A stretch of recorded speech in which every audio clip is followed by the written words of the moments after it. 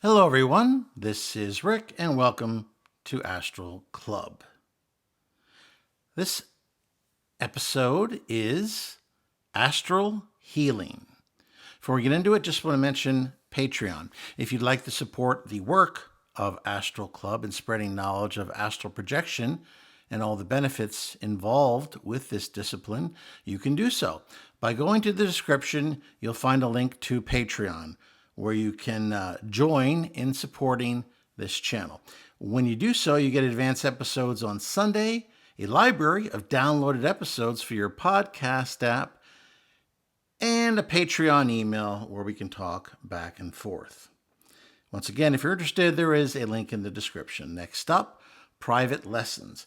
If you'd like to learn to astral project, be more than glad to work with you.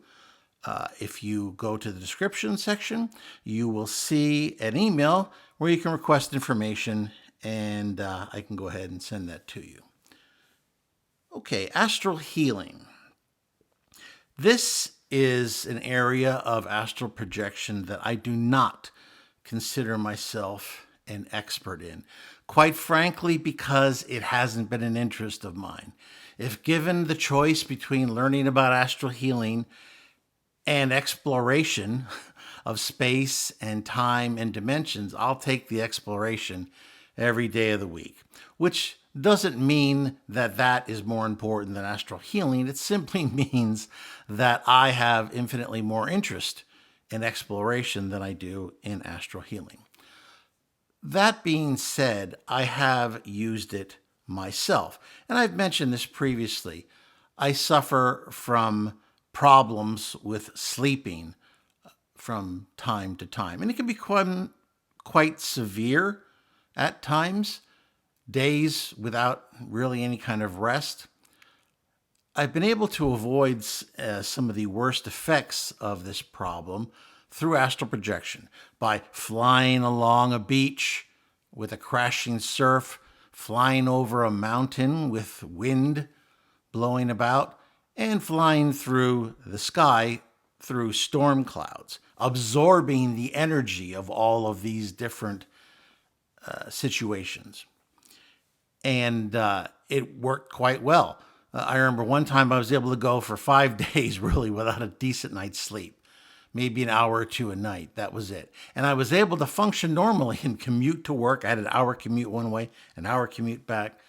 And I was able to do that for a week. Luckily, after that, I was able to get back to sleep. The point of the matter, though, is that there is possibilities for astral projection and healing. I do want to make one point of caution, though, right now, and that is, do not just rely on astral projection alone for the healing of serious diseases. When you're dealing with serious diseases, it's best to use both modalities, astral projection and modern health science. That way you've got two things working for you rather than just one. The book that I'm going to use for this episode is Consciousness Beyond the Body by Alexander Defoe. It's an interesting book.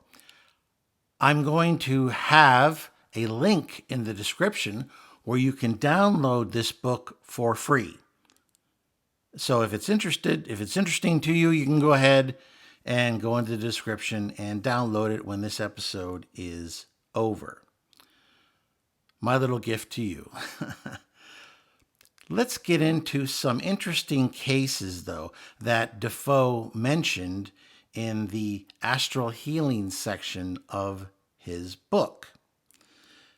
And then we can discuss how this might work. Might this work for you?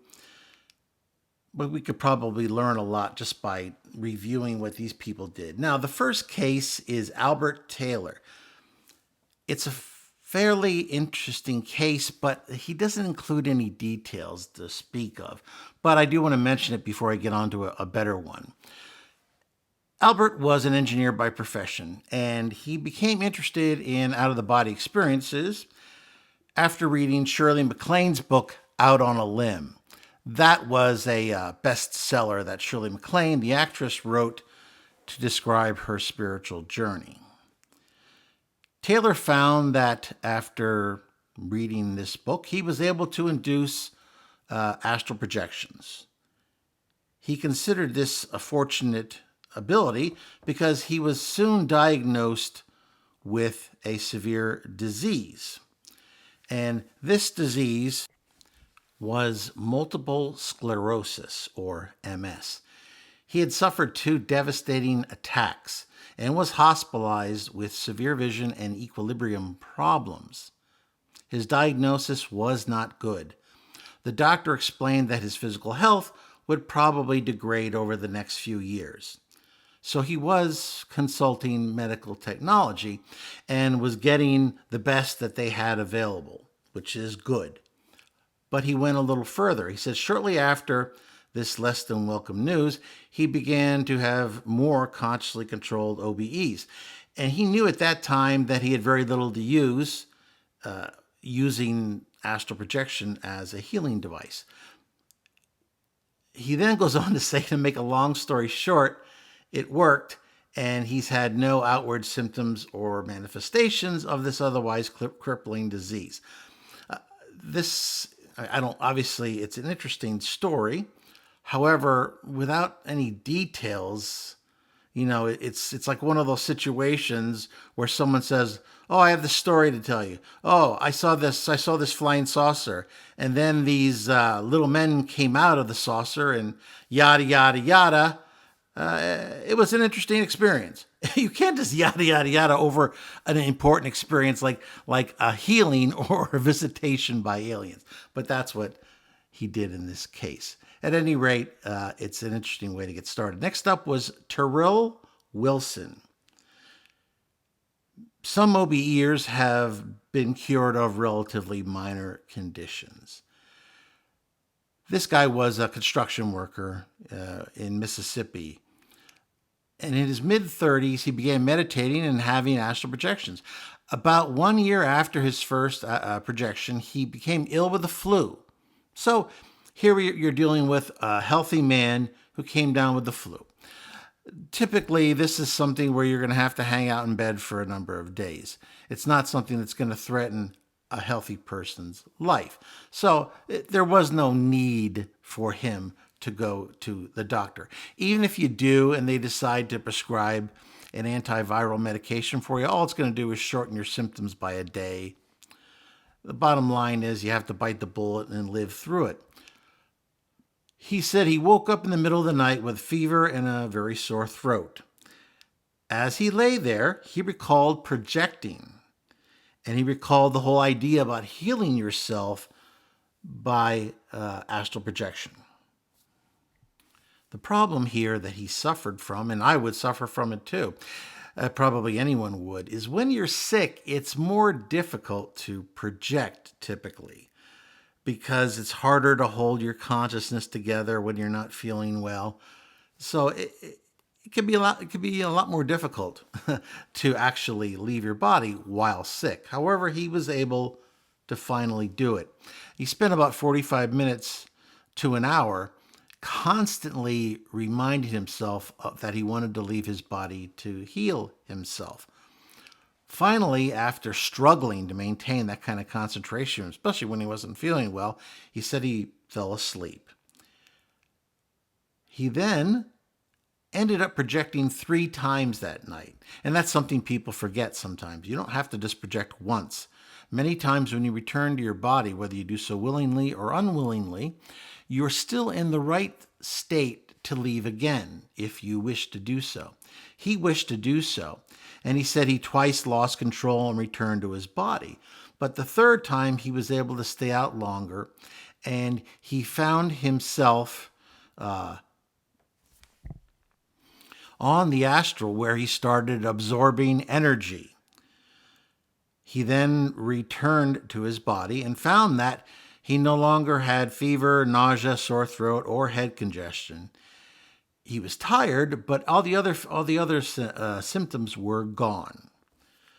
So this is an interesting case. There's not a lot of detail here either, but we find out a little bit more about how you can go about using this type of technique.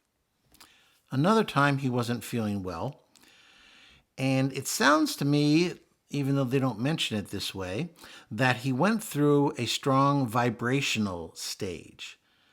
And instead of projecting, he used that energy to purify himself. I imagine he probably imagined the darkness leaving his aura, being filled by light.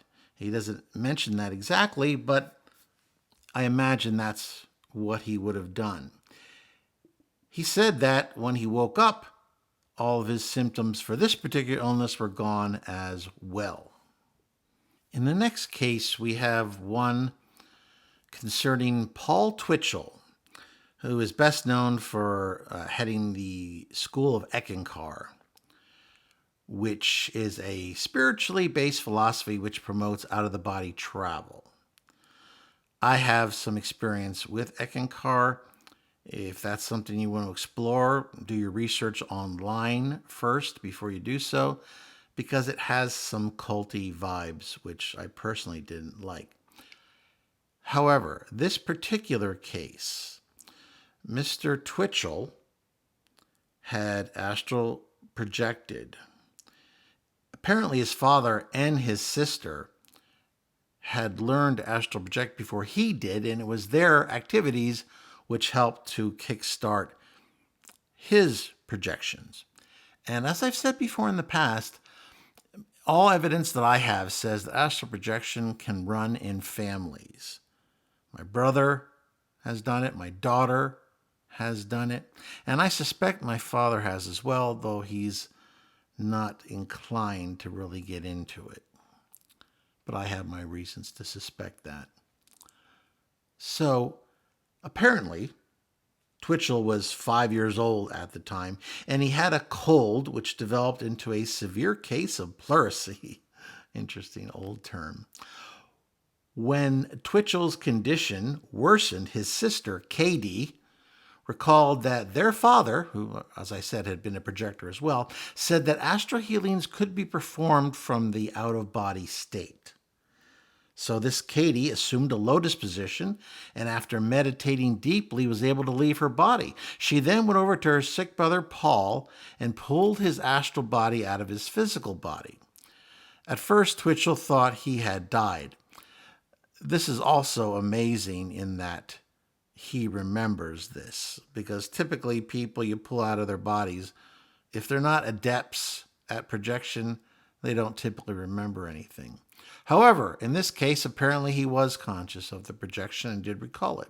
His sister, however, explained that he wasn't dead, that he was having a astral projection, and to think of good health, of recovery, of goodness and strength, which I suppose is probably the best general instruction you can give a 5-year-old. Twitchell then found, when he woke up the next morning, that he was completely well, and the doctor considered his recovery miraculous. Next up is Robert Bruce, and of course we all know Robert Bruce from one of my favorite astral projection encyclopedias, Astral Dynamics. So Robert had been projecting out of his body since around age 4. So like me, he's been projecting for a long time. At any rate, in the late 1990s, he experienced an unexplained pain in his hip, which he believed was linked to a psychic attack. It's interesting that he assumed that without any particular proof, but who knows? Maybe he had some psychic inclination. When his condition worsened, he sought out assistance. He traveled into the astral realms where he contacted an advanced spirit guide. 20 or so feet in front of me, this is Bruce talking, 20 or so feet in front of me sat a being. In appearance, a small, thin old priest well into his 80s. He was wearing a full-length white cotton robe with a plain rope belt tied at the waist. Bruce approached the man and began to discuss his health problems. At one point, the priest began talking about his right hip. He moved his hands and beckoned Bruce towards him. Bruce felt gripped by a powerful force, and he rolled onto his side and was drawn to lie horizontally in front of the priest, facing him, floating just off the floor, suddenly finding himself naked. No, I'm not going to make any jokes about priests and folks being naked on the floor. Maybe some other time. The priest moved his small hands over his body and finally laid them on his hip. His hip joint moved and felt like it was being turned inside out. That must be a curious feeling, to say the least. This did not hurt, but felt rather uncomfortable. The priest moved his hands slowly back and forth, and a murky, dark, roughly shoebox-shaped object shot through with dull reddish and orange lumps, and grisly black lines floated out of his hip. Yikes. He pulled this away from him and showed the angry red and black cords that extended sticky strings into his hip, groin, and upper thigh. The priest explained that the cause of the condition was actually a curse and that he had laid hands over the area. When he did, a brilliant white light sprouted from his hands and bored deep inside him, all around and through the strange thing on his hip.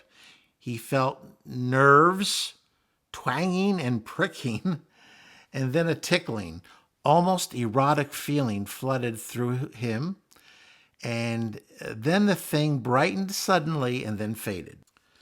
Then this weird mass changed visibly, filled with sparkling white light, and then it dissolved back into his body. Bruce reported that the procedure greatly improved his health. He felt like a great weight had been lifted off of him, and his hip felt a little tender and a little numb, but he woke the next morning greatly refreshed, with no cramps or pain in his hip, and he felt a heck of a lot better. The last story, I want to talk about myself. There's something that occurred to me when I was around about 30 years old. For years, I'd had this strange sensation in my sternum, like I could feel my heartbeat, like there was a mass there. I had gone and done a UGI examination, and they found nothing. Yet this thing would continue to bother me for years. In the organization that I was a part of, called the Life Nourishment Center years ago in Langhorne, PA, it was a loose collection of a number of spiritual teachers. That's where I met my wife, for instance. I heard about this psychic surgeon that was in town, and I decided to sign up for a session. Now, there's a lot said about psychic surgery, and there are plenty of charlatans out there. However, when I laid down on the table, the first thing he did after doing a little bit of work on me is he asked me, "Are you an astral projector?" And I was surprised, and I had to laugh a little bit because, I said, "Yes, I am." And he had somehow sensed that in his review of my body's aura or what have you. So I found that extremely interesting. And he then applied his technique, and I saw his fingers disappear into my sternum and came out with this weird little mass. And that was it. There was a pink area there, and it was sensitive for a while. But since that time, I have never had a problem ever again with that weird sensation. So that's my little story. Now, I know it's not strictly astral projection, but it is in that he did sense that I was a projector. And so he used then his own modality to heal me. Once again, I recognize the fact that there are plenty of charlatans out there, but I can't argue with the guy's success because it worked well for me. I'd had this thing for years, and now it's been gone forever. And I did go to see doctors. I did perform the modern operations, and they said there was nothing wrong with me. So I figured by pursuing this other course, I had nothing else to lose. Okay, that's a little bit about astral healing. Once again, if you're interested in reading more, and this is a very interesting book. Once again, it's Consciousness Beyond the Body by Alexander Defoe. And if you want to read it for free, just go into the description section and you will find a link where you can download the book for free. As always, this is Rick, and I will see you on the astral plane.